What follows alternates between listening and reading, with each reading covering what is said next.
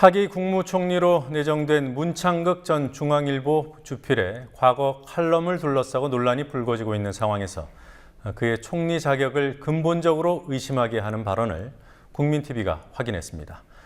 그는 6.25를 가리켜 하나님이 미국을 붙잡게 하기 위해 주셨다고 했습니다.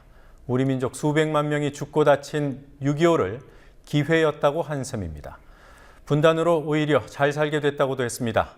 일본 덕분에 경제 성장을 했고 비록 기독교 때문이라는 전제를 달았지만 일제 강점기 때 병원이 늘고 계몽도 됐다는 말까지 했습니다.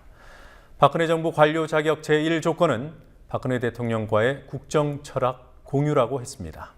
박근혜 대통령이 이런 인사를 총리로 계속 고집할지 주목됩니다. 노지민 PD의 단독 보도입니다. 6.25를 왜 주셨냐?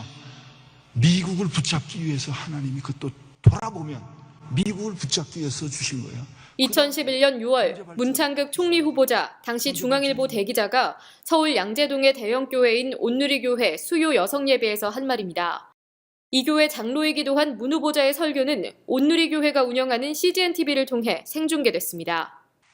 이따금 친미하자는 게 아니라는 말을 덧붙이긴 했지만 약 1시간 동안 이어진 문 후보자의 설교는 친미 일색이었습니다. 6.25까지만 주셨어요. 이 6.25까지 주신 거야. 우리 생각에는 하나님 참 너무하다. 이럴 수가 있냐? 어떻게 6.25를 이렇게 주셨습니까? 6.25가 저는 이렇게 얘기하면 지가 죽지 않았으니까 말이야 6.25를 또 저렇게 미워한다. 6.25가 있었기 때문에 우리가 단련이 된 거예요. 6.25가 있었기 때문에. 6.25를 왜 주셨냐? 미국을 붙잡기 위해서 하나님이 그것도 돌아보면 미국을 붙잡기 위해서 주신 거예요. 우리 경제 개발의 가장 뿌리는 뭐냐? 미국에서 사줬기 때문에 하는 거예요. 그러니까 우리 경제 개발도 사실은 미국의 덕이 굉장히 컸습니다. 이날 문 후보자의 찬양 대상은 미국만이 아니라 일본으로까지 이어졌습니다. 한국의 경제 발전은 전적으로 일본 덕분이며 정부와 대기업도 일본을 따라갔을 뿐이라고 문 후보자는 강조했습니다. 그래 그때 1960년대에서부터 70년부터 우리는 공업화를 했잖아요. 근데 공업화를 한 가장 큰 힘이 뭡니까? 일본의 기술력이야. 일본이 우리보다 먼저 기술을 다 하고 일본이 우리보다 앞장섰습니다. 그러니까 우리는 일본만 따라가면 되는 거예요. 박정희나 삼성이나 다 일본 따라서 현대자동차 다 일본 따라서 우리가 이만큼 컸습니다. 일본이 우리는 지금 우습게 보지만은 우리 일본 사람들 특히 우습게 보죠. 쪽발이들 이렇게 생각하지만은 일본이 있기 때문에 우리의 경제가 이렇게 발전할 수 있었던 거예요. 지난해 7월 CGN-TV가 기획한 공개 세미나에서는 일제 강점기를 두둔하는 듯한 발언도 했습니다. 우리나라가 비록 일본한테 강탈을 당했지만은 기독교로 인해서 우리나라가 일제 때 교회가 많이 생기고 병원이 생기고 학교가 생기고 그래서 우리나라 사람들을 계몽하고 다 그런 거 아니겠어요? 왜 일본을 그럼 우리 옆에 뒀습니까? 하나님은 일본을 왜 우리 옆에 뒀어요? 그래서 우리 침탈하게 했잖아요.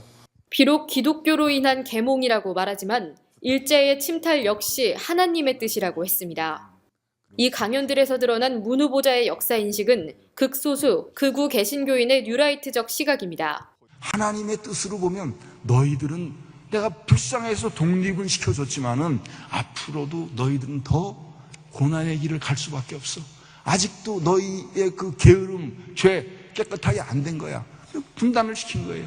그 분단을 시킨 것이 지금 와서는 오히려 우리한테 분단이 됐기 때문에 한국이 이렇게 이 정도 살게 되는 거예요. 수많은 사람이 목숨을 잃은 사태를 기회나 뭔가 긍정적인 그 일을 가져온 것처럼 얘기하는 것은 상당히 문제가 될 수가 있는 것이죠. 그거는 역사인식의 문제라기보다는 인간의 의식에 대한 문제, 그러니까 인간성에 대한 그 인권에 대한 의식, 이런 거에 대한 또 인간의 생명에 대한 의식, 이러한 문제라고 생각합니다. 총리가 대통령과 또 국민 사이에서 좀 소통을 담당해주는 그러한 역할들이 필요할 텐데 문창극 씨가 과연 그러한 역할을 해줄 그 적합한 인물이라고 할 수 있는지 많은 사람들이 심각한 의구심을 갖고 있는 것 같습니다. 박근혜 대통령이 안대희 총리 후보자 낙마 이후 고심 끝에 꺼낸 카드는 친미, 친일의식이 강한 극우 성향의 인물이었습니다. 대통령의 이런 선택을 국민이 납득할 수 있을지, 이런 후보자를 수용할 수 있을지 의문입니다. 국민TV 뉴스 노지민입니다.